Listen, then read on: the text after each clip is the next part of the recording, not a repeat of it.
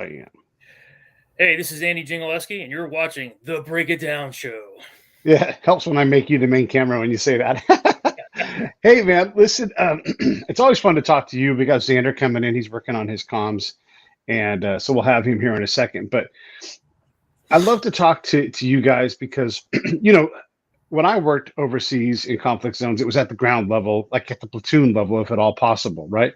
But I didn't have the vision that you guys had at the higher levels of, how the big part of the machine was working. So for me, it's always fascinating to hear you guys talk about, future conflict, potential conflict, what we're worried about, what we're not worried about. I mean, Chinese balloons was a thing a couple of weeks back. Now we've forgotten all about that. And I would say, if we're going to worry about Chinese balloons, what about all of the Chinese human assets that run amok in this country, or all of the constant and consistent attacks on our in the realm of Department of Energy, where constantly we are having to open cases and look for compromised energy equipment. Like, this is immediate and happening all the time, and we're freaked out about some stupid balloon. Yeah, it's really it's not laughable, right? I mean, it's funny, ironically, but to your point, the Chinese are operating in so many different ways. Like the balloon, yeah, on the scale of 1 to 100, might be about a 4. Right. Yeah. There's a heck of a lot more that they're doing that's far more worrisome than flying a weather balloon. And that's problematic. I mean, the bigger problem I have with the weather balloon, or whatever you want to call it, the spy balloon, right? What's our policy? Yeah. What's your policy for the intrusion of airspace in the United States? Oh, I don't know. Turn your camera this way, Xander. 90-degree that thing. Yeah. What is your policy on defending airspace, right? And yeah, yeah. I don't know. And what should it be? Like, don't tell me that you're worried about something hitting people when it's in the middle of nowhere. We'll shoot down something if it's bad enough. Yeah, right. I mean, if it's over sparsely populated territory, I mean, look, there are some things that you have to worry about, right? It's one of these things where it's possible, it's just not likely. Where sure, maybe there's some sort of chemical on board, or some sort of nuclear fuel, for example, right? And so you don't want to spread that once it hits the ground, but that's probably unlikely, right? It just didn't make any sense, right? Because the barrage of why we didn't take it down over the Pacific, why we didn't take it down over Alaska, why didn't we take it down over Montana, and we waited until it flew across the entire country so we could take it down off the Atlantic coast. Okay, and hey, you know what? To be fair to the intel dorks, right? Maybe there was something there they were monitoring. You can't throw that out. You can't throw the baby out with the bathwater, the old saying. Yeah. So maybe they're actually doing that, and they needed to get some more intel in there. But again, it's laughable in the sense that what's the policy, right? How do you defend American airspace? Yeah. And if you are doing secret spy stuff, or even if you're not, here's what you say if you were the press secretary of the United States. We're doing a bunch of secret spy shit on that balloon. So whatever they're getting from us, we're making it worse. Whether that's true or not, that's what you say. Just to make them go, God damn, those Americans, they figured it all out. I don't know. Hey, Xander made it here. Welcome. I'm here. Can you hear me okay? Yeah, we can hear you okay. The funny thing, too, is like the Chinese reaction. It's like the louder the Chinese complain about a certain incident, it's like, oh, you're just, it's like your guilt just increases exponentially the louder you complain about it, right? Yeah. So I always get a kick out of that. Like, they haven't cracked the code yet. It's like, maybe we should just shut up and not even recognize that this happened. I mean, clearly we had a policy gap, and it is an interesting question, really. I mean, I think we can kind of chuckle about it, but I do think it's interesting to ask ourselves, what do we do about things going over our country? Isn't something that's well defined. Do we shoot down every satellite that goes over our country from every nation, whether we're at war or not? Do we those nations that are identified as competitors in the national security strategy, do we shoot them down if a satellite goes over at 200 miles. How about 100 miles? How about 5 miles? I mean, it is an. I mean, there was obviously a policy gap that the Chinese knew about that they were exploiting. It took the United States a couple days to figure out what it wanted its policy to be for 80,000 feet, and a stated competitor in the national security strategy that we're not at war with. So we're just going to start shooting, and we did. But then once it's kind of obvious that once we had changed policy or clarified policy, when we started whacking a bunch of them, you know.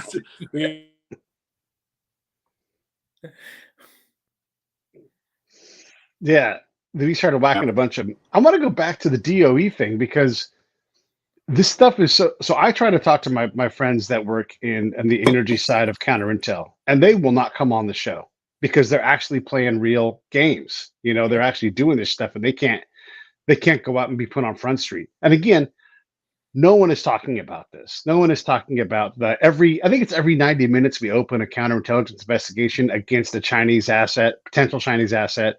We are constantly dealing with these incursions and these, you know, attacks, if you want to call them attacks, to the energy system that we have. But you know, balloons drive clicks. Well, yeah. I mean, it's not just DOE. I mean, it's literally everything. You can look at any sort of like federal agency, and the Chinese are operating in that space somehow. Right? You talk about education. Well, look at all the Chinese. I'm not sure if you guys read about this last week. There was a Chinese student that was it was somewhere in Texas. It was either Dallas or Houston Airport. He was coming back to school, and they looked through her luggage, and they found that she actually was a lieutenant in the PLA and actually had packed her uniform in her luggage going back to school. Right? You know, so you talk about the DOE stuff. Yeah, that's part of it, and it's important, super important. You talk about the penetration and the theft of intellectual property. I think we're into trillions of dollars of theft of intellectual property from the Chinese. It's everywhere. Yeah, it's everywhere. No matter where you look, there's something going on with the Chinese that they're stealing, or they're corroding, or they're doing something nefarious within our sphere here, within our country. You know, it's bizarre. Fentanyl. Let's talk about fentanyl, right? I mean, all those precursor chemicals are coming from China. 60,000 dead a year in the United States from fentanyl overdoses and heroin overdoses. You know. Yeah. So it's balloons. It's all about the balloons. It's the balloons. Balloons are the problem. I just think it's important when we're talking about other nations to acknowledge, to see ourselves, right? So there's a lot of very appropriate alarm at the levels of Chinese penetration into U.S. society, and I fully concur with Andy. A fair amount of it seems to be pretty malicious, and if not malicious, very directed. You also have to look at ourselves and what we do. Looking back the other way, right? Like, do we go to China? Do we have people go to China with uniforms in their suitcases? Do we monitor their internet? Do we, are we observing from low or high altitude Chinese air and ground space? And the answer to most of those questions is yes. Yes. And so we're in this space where we are. There has been some monumental shifts in U.S. policy vis-a-vis China in the last 5 months. I was going to say 5 years, but 5 months, right? And I think that from the characterization of China as a malicious actor trying to change the world order and displace America in our national security strategy that was published on Class, to the signing of the Taiwan Policy Act of 2022 that just happened in September, October, that really advanced and changed the policy of ambiguity towards Taiwan that had been existent since '79. So we're talking about 4 decades of presidents all kind of deciding to handle China one way, and the Senate deciding 5 months ago that we're gonna do something a little different, and that we're gonna be a little more assertive and a little more aggressive and a little more clearly stated. Yeah, I thought to your point, Xander, the thing that I found pretty interesting was what was it, in the fall of last year, where our government basically told all Americans working in like the semiconductor and chip industry in China, like you've got like 48 hours to get out of the country, right? It's like you're going to lose your citizenship. It's like that to me was the real sea change. It's like, okay, people are really starting to take this seriously, like shutting off access of, the real high tech semiconductors and chips that are required for, really sophisticated equipment. They're not going to be able to get that anywhere else. And to me, that was like, all right, now somebody's really starting to think here. Like, so we're taking the gloves off, right? I thought that was maybe 10 years too late, but better late than never. Yeah, and we have, to your point, just talking economics, we have a real problem with our intellectual property rights at this point. That is again. And I hate to go back to, I did just some review of a couple of key documents like the security strategy. It's directly stated in there that we're going to pursue free and fair trade of intellectual property. And here we're working with a state that isn't an enemy of ours necessarily, but is certainly defined as a competitor that is just ripping stuff off left and right. And the question is, what are we doing about it? Right. Well, I want to answer my question here, Pete. I want to pull the thread. I had a bit of a spiel planned to at least open, I think, the conversation, which is, I mean, just run through the years in your mind, right? So we have the Taiwan Relations Act of 1979. We pick up this policy of ambiguity towards Taiwan, and this is just 20 years after the whole George Marshall visit. I mean, there's obviously a lot that happened in the early Cold War.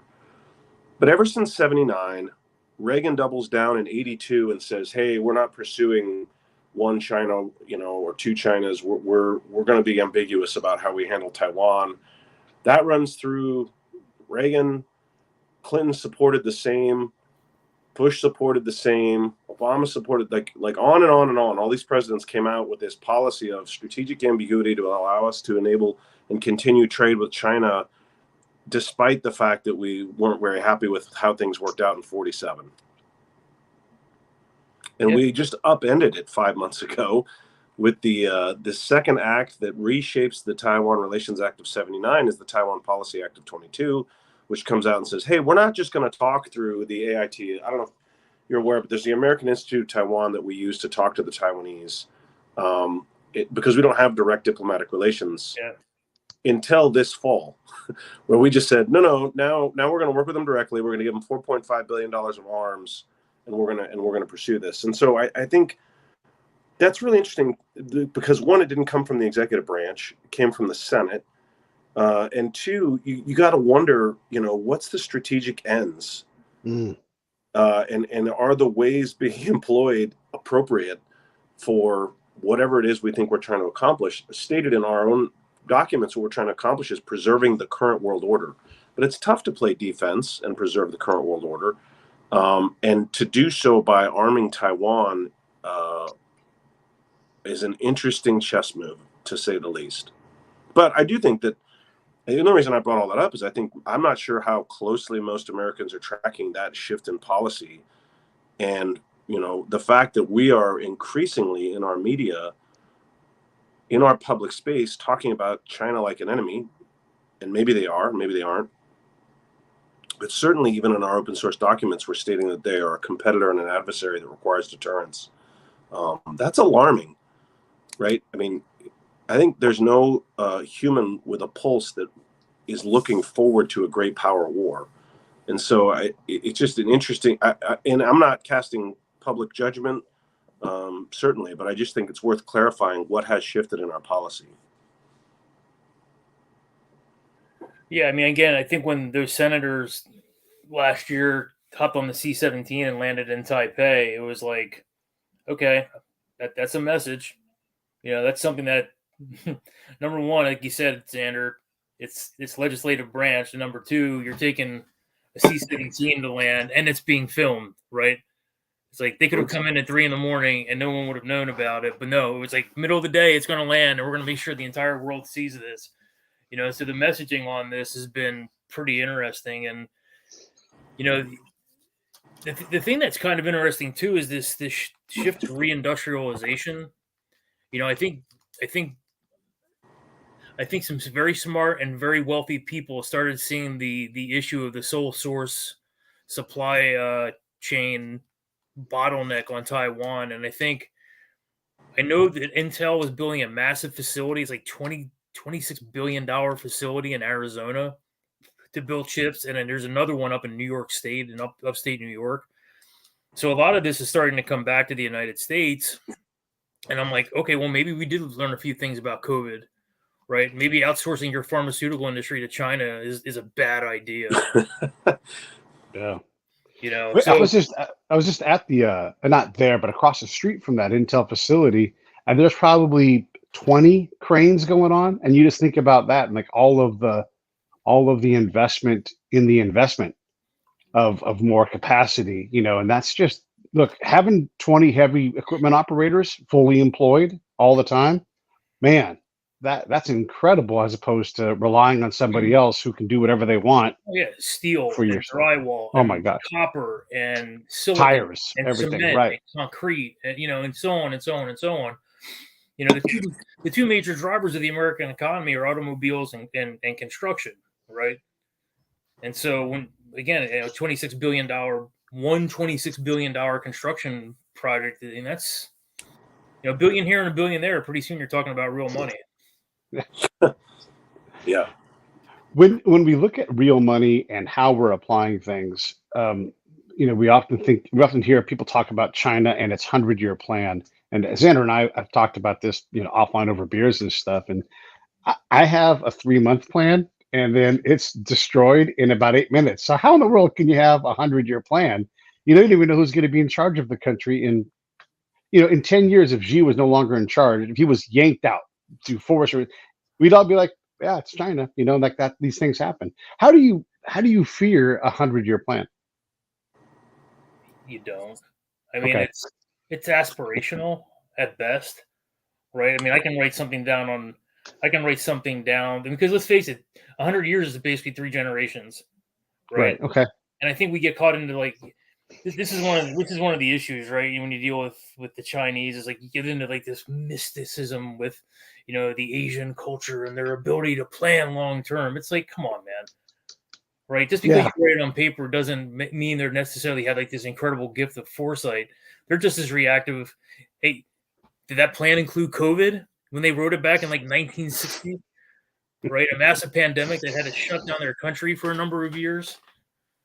It's just I understand why they do it. I'm more convinced that's propaganda. It's designed for an outside audience. Full concur. Couldn't agree more. This is a terrible analogy, but when people are like, well, the Chinese got this 100-year plan. Yeah, that's great. This is, again, I'm not making a direct analogy, but the Reich had a 10,000-year plan too, right? It didn't go that way. Like, it's like, okay, got it. You got a plan. We all got plans. Yeah. I think though one thing America has got to ask itself is, are we willing to fight to maintain global hegemony? Right. This is the question of our generation and the next 2 generations. Our 50-year question for us is, are we willing to spill our blood to maintain hegemony? And I don't know. There's and it runs that the answers vary on both sides of the aisle. When you pull out of the Middle East and you pull out of Afghanistan, as the Trump administration promised it would do in Syria and Afghanistan, you're yielding space. You're also stopping the killing of American boys overseas, but you're yielding space to other influencers. And whether that's Taiwan or Afghanistan or Ukraine, you got to think hard about, why do we have so many troops in the Middle East? Well, because if we leave, it's kind of clear that they'll be replaced by other influences from other nations that would then control that area and those resources. And so I think it's really a question we got to think through, is how far are we willing to go? And does it extend all the way to street fighting in Taiwan? But how far are we willing to go to maintain the current world order as is our stated goal? Yeah. Go ahead, Andy.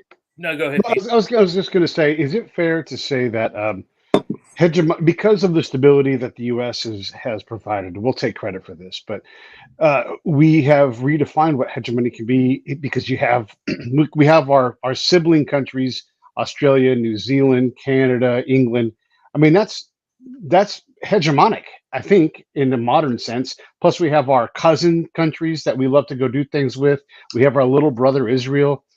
There's a lot of hegemony in that array of countries that are prepared to do things. We have NATO, and so sure, we're probably the long pole in that tent, but we also have had the benefit of stability and allowing Germany and other places to rebuild and become, Indonesia. I mean, we have to realize like how far they've come in the last 50 years.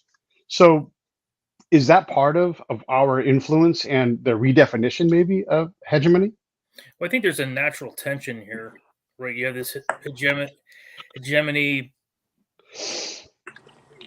You have hegemony on one side of the scale, and on the other side of the scale, you've got self-determination, right? Right, and in between both of those, you've got a whole nasty, barrel of conflict, and that's the issue. Is in my mind, we get into some dumb wars, United States, right? Our track record since 1950 is sketchy, and for every great South Korean success story, there's a South Vietnam, failure. There's a Afghanistan failure. So it's interesting because I think there's really clear, in my mind at least, clear and defined limits of where American power can go to, right? Because at some point, if you're going to be imperial, you got to act imperial, right? If you're really serious about having this global order, you're going to have to, throw 100,000 troops into Afghanistan and garrison it for 100 years, right? Because you need 3 generations, going back to the 3-generation piece. When you have 90% illiteracy in that country, it takes 3 generations for that to get eradicated and down to a manageable level. And you can actually educate people to run the country themselves, right? So it's a great question. I mean, and I think you're right, Xander. It really is like, because you know what the other problem is? We're 30 trillion in debt. Right? It's like at some point, this is going to come back and bite us. I don't know how, and I don't know when. No one does, but at some point, this is going to be really problematic. Yeah, I got two things to respond to that. I'm going to try to answer Pete's question, then I'll come right back to that one. You're right, Pete. The way you describe it, it's almost like an oligarchy of nations. I don't know what the right word is, but there's certainly a world order that would be very hard to change at this point. And you asked about other powers and do they have a voice and do they have a vote? I think that the truth is absolutely. I mean, I have some flippant quips that I always make when people start talking about Chinese strategy. And I have to found this whole argument by saying, hey, what are the top 3 nations GDP in the world? U.S., China, and drumroll please, Japan, right? And the Japanese are a tough aircraft carrier to sink, among other things, but it's just a staunch U.S. ally for a long, long time. It's interesting to note that in 2008, the Indians and the Japanese signed a mutual defense pact. The Indians don't have a fair, fun track record with China either, with hot and cold shooting wars going on the northern border, the whole issue of Tibet. I mean, all that is in play, right? my flippant quip is always, in the big book of how to be a Japanese strategist, page 1 says never lose a war with China, and I don't think they ever have. They just don't lose wars to China. That's not what Japan does. And when you realize that if Japan and India have a mutual defense pact, they're both in the region containing China almost geographically. You got to understand that this isn't always all about America. If the Chinese are trying to expand their influence in the South China Sea, they got some strong front runners right next to them.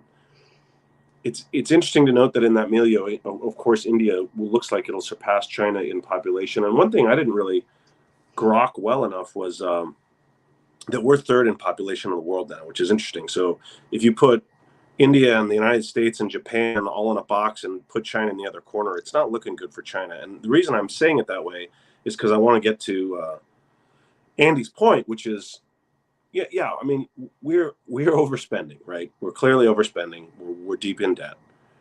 It might not take 11 American aircraft carriers, and I get pretty hot under the collar when I see the constant defense news articles saying that we need to spend more money for the companies that solicit the defense news. I mean, they fund defense news, right? Like, we're going to keep telling the defense industry is going to keep telling us it needs more money, and they're not going to stop telling us that. And we keep running war games to prove that we need to throw more money at the defense industry.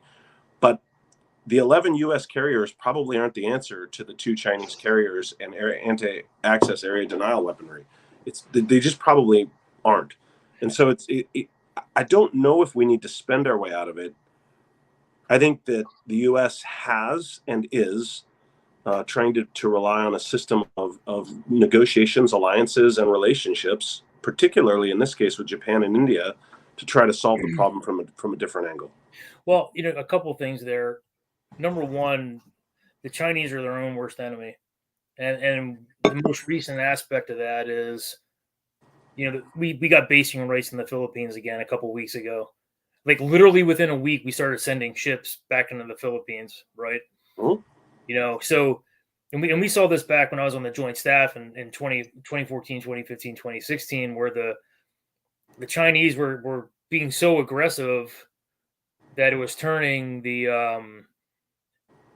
Vietnam, obviously, Philippines, Malaysia, Indonesia, Singapore, Thailand, and they do stupid stuff. It's like when I went to Vietnam with my war college class, we visited like the Ministry of Hydrology, and they told us all about how the Chinese are putting more dams up on the Mekong River, in China, and basically controlling the water flow, which 4 other countries are relying on, and eventually. What could go wrong? Nothing. Right, and it's like, okay, hey, great, you can do this. What do they call it? The wolf diplomacy? Sure, go ahead, do that. At a certain point in time, and it's not going to take much, when you start messing with drinking water and water that's required to provide for crops, people are going to turn against you. Nations are going to turn against you, right? And it's just kind of comical because, to your point, Xander, most of the with the exception of Cambodia, Sri Lanka, and Pakistan, most of the Asian countries are pretty much against the Chinese at this point. Yeah. You mentioned war college, Andy. You probably had to write the same paper about Graham Allison's 2012 Thucydides trap theory. When you have an established world order and you have a rising power, conflict is inevitable. You probably had to write the same paper. What did you say on that? It was the problem with that paper is that it doesn't take nuclear weapons into account, right? I mean, this is the problem this is a problem with Russia in a different vein, but I mean, nothing's inevitable, right? The Chinese have major geographic problems, right? To the west, they're bounded by an immense desert, and to the north, to a certain extent. To the south, they've got the Himalayas, and their coastline access is really shallow water, right? It takes you have to go offshore quite a bit to get into deep water, and they know this, right? Mm-hmm. And so I don't think a war with China is number one. I don't think that's what they want because they're really untested, right? I mean, really untested. They haven't fought a war since 1979, and they didn't go well for them.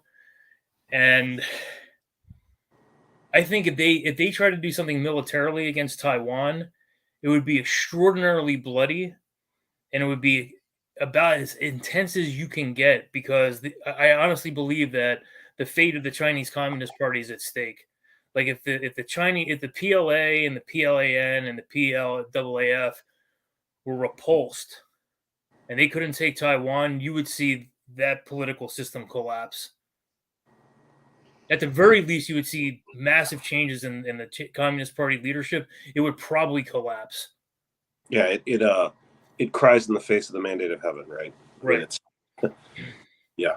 Which is and I think on one of your other shows, I had said that if the Chinese were smart, they would start looking at what happened in Ukraine and be like, we're not ready. Most of our arsenal is based off of old Soviet kit, and that's not too hot. Yeah. Like the mental image I give people when they ask me about Taiwan, and again, I don't want to be overconfident necessarily, although I don't think it's, as I said, our war to fight. But the mental image I try to give people is, remember the long line of stopped Russian tanks? Now imagine a nation with that same doctrine and equipment doing that over water. Like it just isn't looking good right now. Just not looking good right now. When we were together last time, we were talking about this, and it is at least, and that doesn't mean it's the right place, 60 miles of open water. And to develop that capacity, you're practicing all the time, which means because we fly overhead with U-2s and satellites and everything else, but we see this constant practice. We can't reliably, as the Americans, we couldn't reliably go 70 miles across an ocean to land on someone's island. Like, it would be hard to take fucking Malta, and they're not even geared up to do anything other than host a movie with Popeye. I mean, that's, it's hard to do this stuff. Little reference for you with Popeye. That's funny, Meg. I didn't know about that till a couple weeks ago. That's why I'm laughing. I never realized they actually built an entire village on Malta, and it's still, apparently they turned it into like a theme park. Malta was so scary when the Italians were supposed to attack it. The pilots would come in and drop their bombs early and go because they didn't want to get shot down over Malta. It's hard to do this kind of thing, and I know we're worried about it, at least in the zeitgeist of things we worry about. But I mean, how realistic? Andy, you know this stuff really well. How realistic is it to put tanks on across an ocean 60?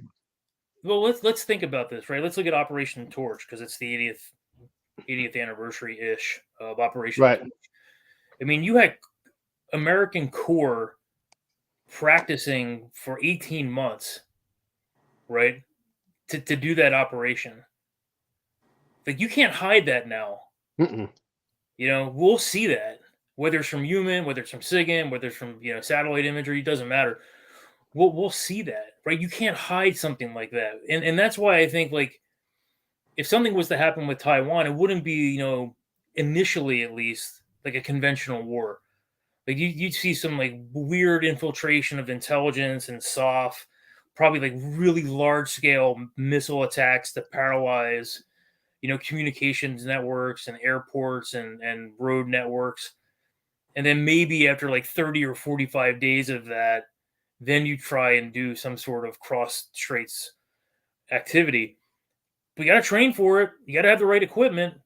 And I'm telling you, that's a really hard thing to do. Amphibious operations in the best of times are really, really, really hard.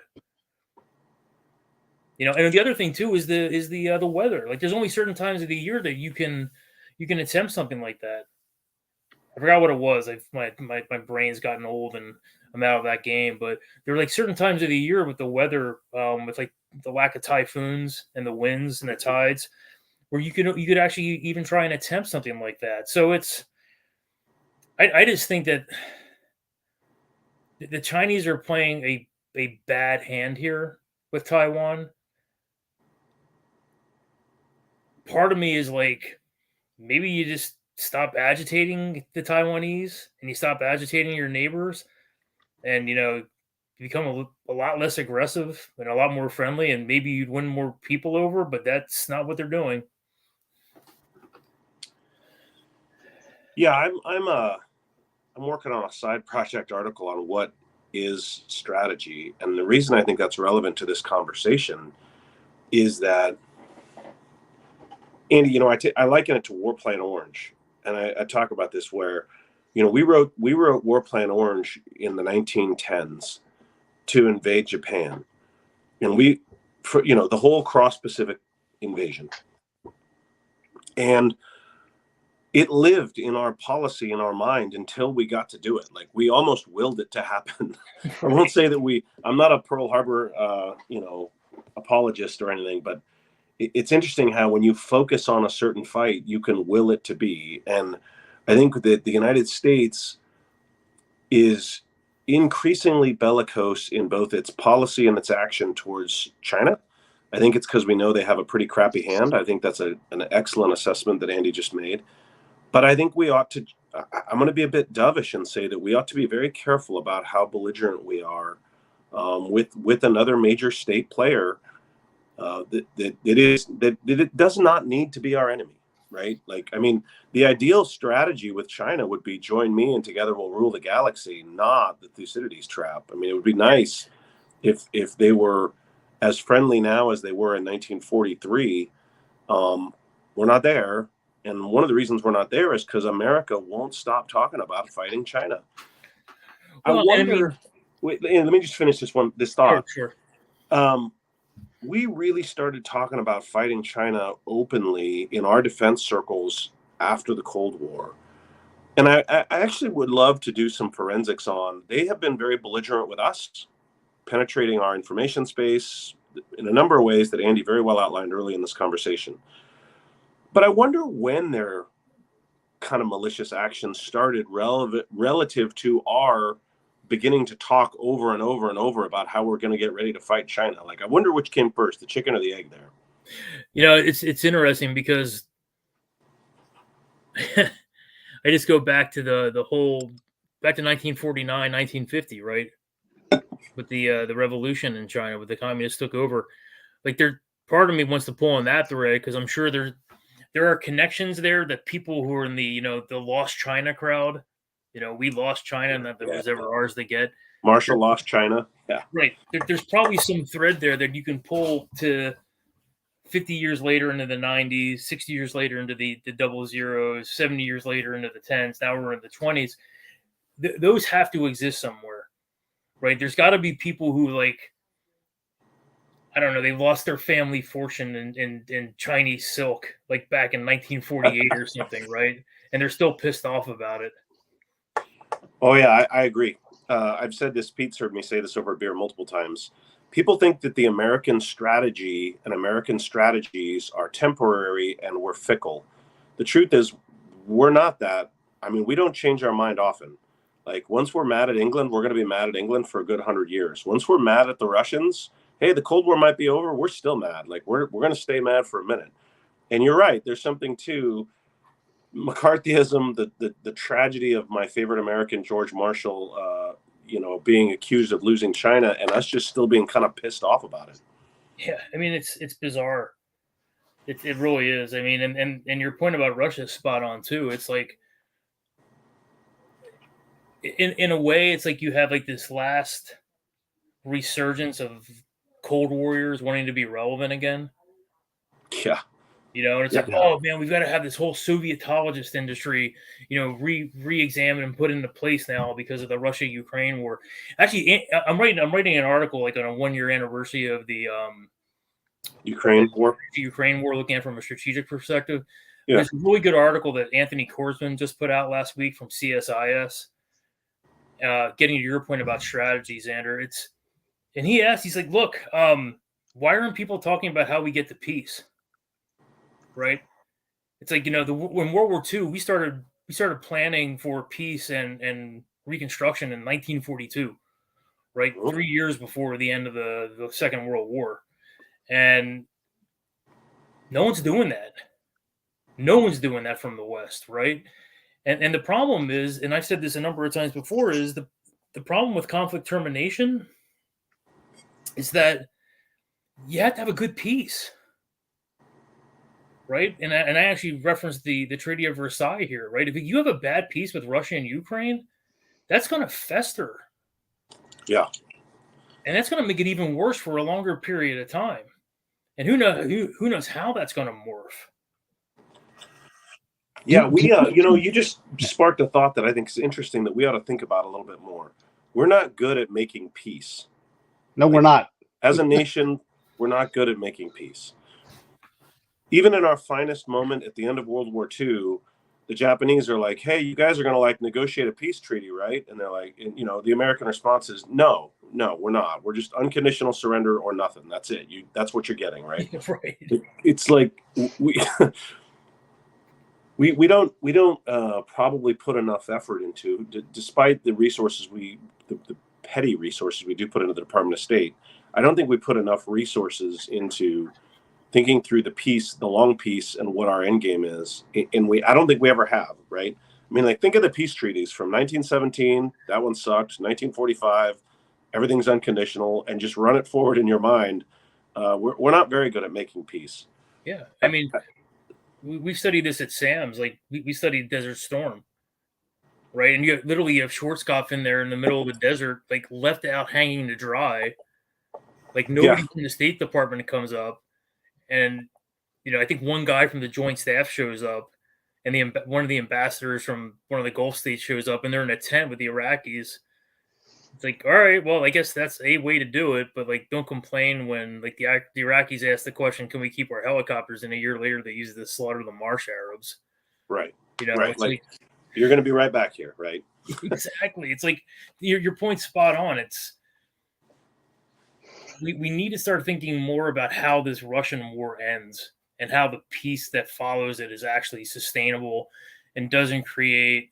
And I don't know. I think the longer it goes on, the chances of that go down daily. Like, there's just going to be too many hard feelings between the Russians and the Ukrainians. Yeah. Also, go ahead. I'll just jump in here too, and also the hard feelings for the Ukrainians and all of the other neighbors. Poland is not going to be any easier on Russia, and it's not going to help. Is there a dollar amount? Let me back up. Robert Hunter has been on the show a bunch of times. He's an ambassador. He's like, nobody is good at foreign policy in the U.S. It's been a long time since George Bush the elder was the last guy. He said was pretty good at it.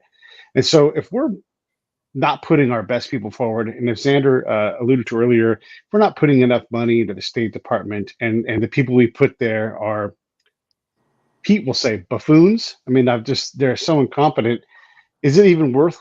What are we even doing? And so when you get to something like Russia, is there a number that we should have just said, hey, Russia, leave Ukraine alone. Here is $20 trillion. We're just going to give it to you, especially because, look, we love the environment and war is terrible for the environment. Here's $20 trillion. Just don't come across the border. At some point, that number is better than whatever we've got left and will be a bargain over the next 50 years. Well, yeah, but okay, now I want to put the tinfoil hat on. All right, let's do it. Who benefits from all of this, right? Yeah. Oh, geez, hey, we're gonna, like, quintuple the Army's artillery ammunition production now. Right. Yeah. Yeah, I don't, Andy. Hopefully you're done, because I just want to take your point and run with it. Go nuts, dude. You know what? Let's pretend we're strategists advising the National Security Council. What is the 100-year vision for China and U.S. relations?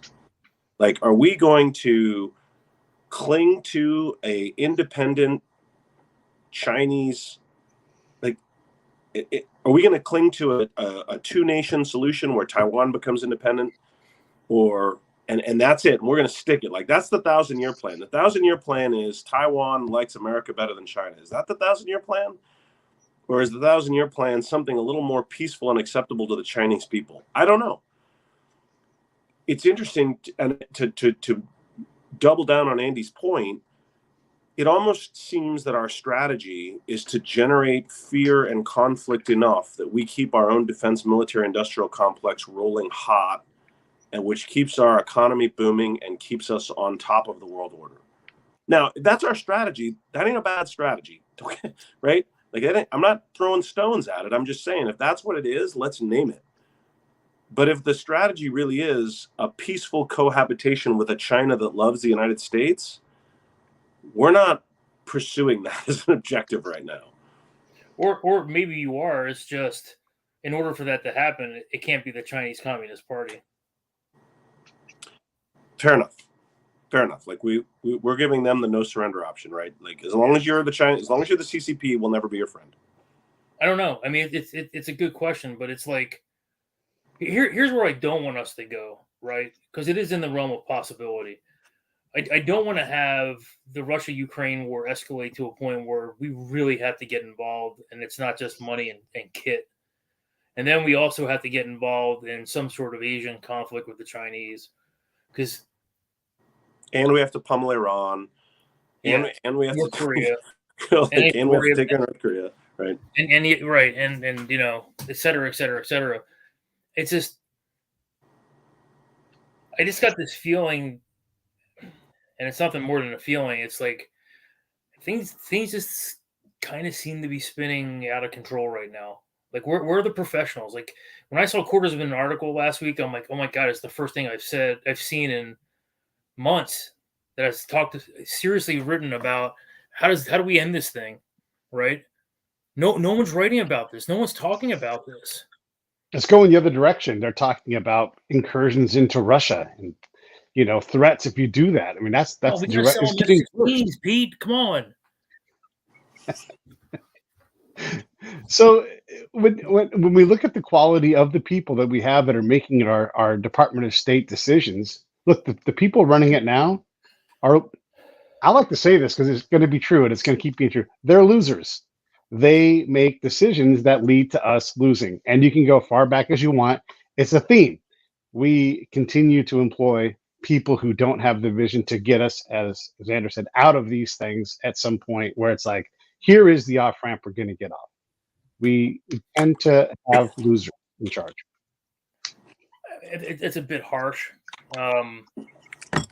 Is it a lot true, though? I mean, I want to be on record as saying that I know a lot of really talented Foreign Service officers, that it is a hard training program to become a professional Foreign Service officer, and the ones I've met are usually pretty solid. It's always the case, right? The FBI agent is great. The FBI that can't prosecute somebody who's got top secret on their fucking server in their garage is shitty. So that, yes, absolutely. I mean, and Pete, I think it's convenient to blame the State Department, honestly.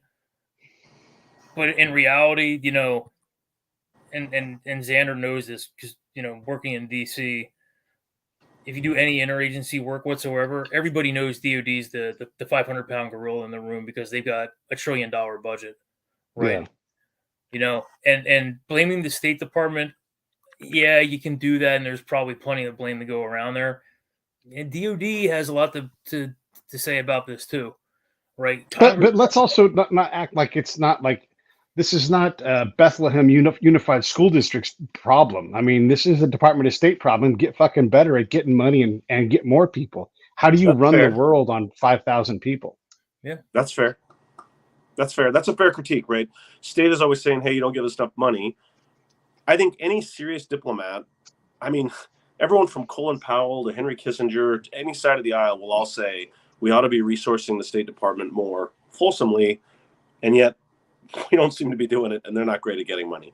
And the other thing I'll tell you that's a major hole in our swing is that OSDP, the Office of the Secretary of Defense for Policy, sets a lot of our positions around the world. And if you look at who's working there and what it takes to get in there, it's intimidating. I don't know if it's intimidating. It's frightening. It's what it is. Yeah. I mean, talk about an echo chamber, man. I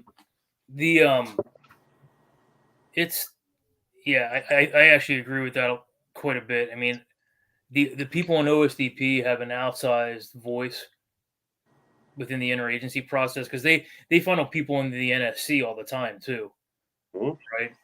I mean, and this gets into like this weird wonkism that exists in DC, right? It's like you've got people graduating from Ivy League schools, from masters, foreign affairs, foreign policy, master's degrees, Ivy League schools, Georgetown, blah blah blah.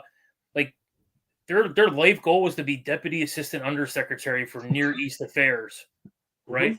No, I'm serious, Pete. Yeah. And that is the one thing that they want to do in their life, and they will go churn out whatever job they have to as long as it puts them on that upward trajectory to get there 20, 25, 30 years later. Yeah, and I got to say, just, videos on the internet go a lot of places, but I will say that I have met some OSDP policy folks who were very junior, who are having an enormous outsized voice on setting U.S. policy for entire regions. And that is probably something we need to look closely at as a nation. If we're gonna allow our foreign policy to militarize, and the voice of that's going to be the SecDef, which I think is terrible, by the way. But if that's where we're going, we really got to look at how we're staffing that agency. And that's been the case since after 9/11. Oh, probably around like 04, 05 when you started seeing that. You think? Yeah. Yeah. Right. Like I don't want to name names, but I know people personally who were like the equivalents of senior captains, junior majors who had gotten out of the military and gone up there, and all of a sudden they're like a deputy undersecretary. Yeah. Yeah, that's what I'm talking about. How do you get the right people in those jobs, or improve the since we're into diversity, how do we get more people that have actually been shot at to go and help understand what these things mean at that theoretic strategic level to something that's applicable on the ground? I don't know, man. There seems like there's a pretty solid iron triangle there. Yeah. Right? I also do not know the answer to your question. So more sucking and losing. Let me change this up real quick. I read Prime Minister Netanyahu's recent book, and he's really critical of U.S. foreign policy with regards to Israel and a two-state solution. And he's like, look, Palestine is nothing. They don't build anything. They don't contribute anything. And if we continue to partner in business with countries like Qatar and the other Middle Eastern countries, we'll just freeze Palestine out. We hate that solution. We don't, as a country, we don't seem to want to go down that road. We're desperate for this, Oslo Accord thing with a bunch of people who are thugs and don't contribute. You can decide who the thugs are, but we have a lot of these things where we probably have approached this the wrong way, but that idea has become set. President Biden had once said, I want to divide Iraq into 3 parts, give the Kurds the northern part. Well, fucking do it. You're the boss. Recognize Kurdistan as a country if you've got that's such a great idea. It's not a great idea, and so he doesn't do it. So we have these things where 2-state solution, Kurdistan solution, 2-state Taiwan, China solution. I just don't buy half of the things they say because I don't know if they're just saying it to say it. I don't know. It's a lot bit frustrating for me when I hear things like that. And then you have the other guy who runs that country say, that's the dumbest thing ever. Why don't we just work on business in the Middle East, and that will help us all do better? Look, my opinion of the Middle East is just to have as limited as contact as possible with it, because it's been an area of strife with conflict for so long, and us interjecting ourselves there, it hasn't made it better. Maybe. Yeah. Yeah, I mean, I think you got to be humble and understand that there are regional leaders, there are pro-U.S. regional leaders that have a better beat on the regional solutions than we probably will. And I think if you can think through acting through by with and through your partners, you can get a lot done. Now, it won't necessarily be directly in line with U.S. interests, but it won't be far off. I think that's exactly the point you're kind of raising with Israel. I think is what I was trying to say about Japan as well. I really do think that's a successful model for if we want to sustain the world order. And to Andy's point about the Middle East, I've thought a lot about that, of course. He and I, and all 3 of us have spent probably way more time over there than we'd like. But yeah, I mean, I personally wish to never go back to the Middle East. Just a personal wish. I lived there as a boy. I got it. I speak the language. I would like to never go back. That said, I also would not like to see a Middle East that's completely dominated by Chinese interests. So how do you square that circle? Yeah. Oh, yeah. Yeah. Or Russian interests, right? I mean, that's like you have to, and this gets back to the diplomacy problem, right? Is we are not good at subtle, right? Diplomacy has to be subtle. I remember when I was in Afghanistan the last time, and a British officer came up to me and he goes, "You know what your Yanks' problem is? You're never happy with the 51% solution." That's great. I'm like, yeah, you're right, man. It's like, but sometimes that's the best you can get, and you have to accept it. Yeah, go ahead. I'm not going to take advice from the British on Afghanistan as a rule. True. I mean, 0 for 4. Our exit was better than theirs. Well, it was. It was. Certainly the first time they were there, it didn't go very well. Oh, hilarious war jokes. They're funny. I don't want to take all the rest of your guys' evening, and I appreciate anytime we get a chance to talk with you guys. Is there anything else sticking in your craw that you'd like to get into that we've not covered? And one possibility is people continue to talk about nukes in Russia. Is that a thing to worry about? Is there anything you guys want to close with?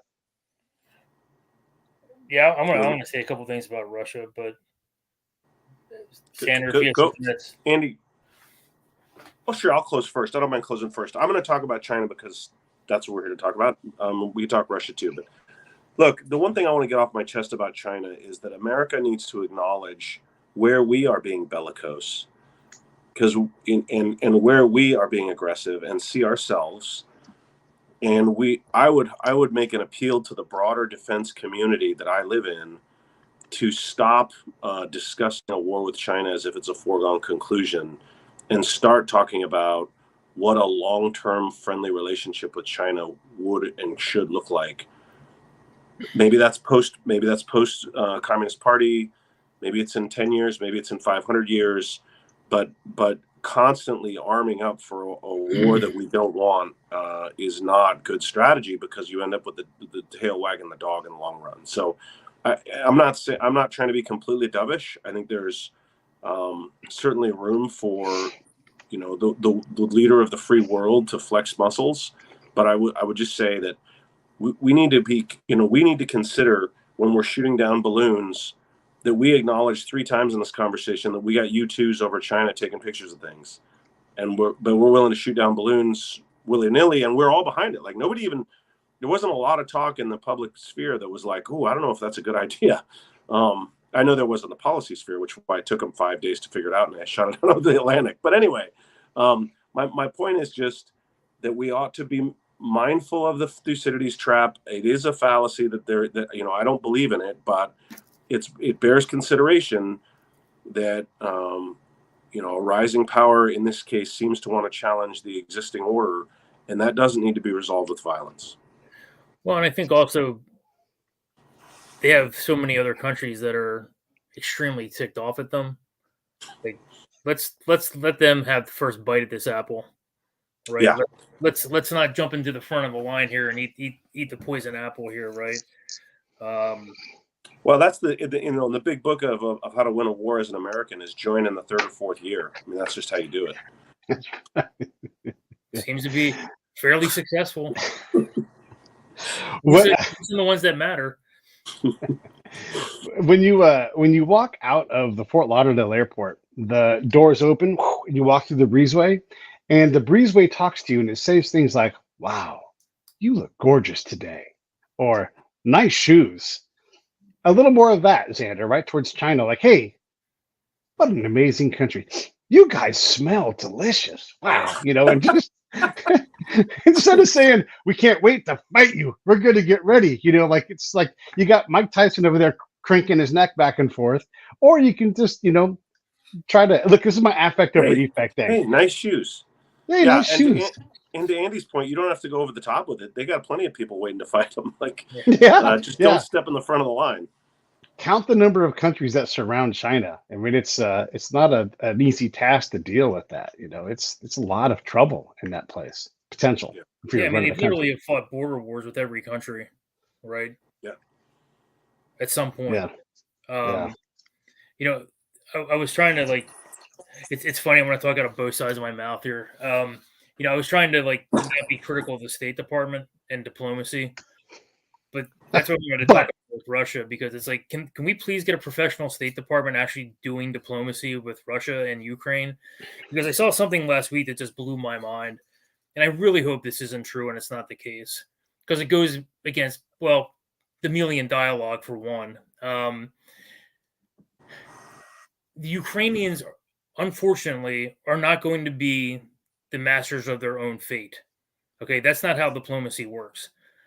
When you have the world's two largest nuclear armed nations and, very wealthy nations, basically on either side of the coin here, the Ukrainian fate is going to be decided by the United States and Russia. It's not going to be decided by Ukraine, right? We didn't let World War I, and we didn't say to the Italians, please let us, you can come to the table and dominate the conversation.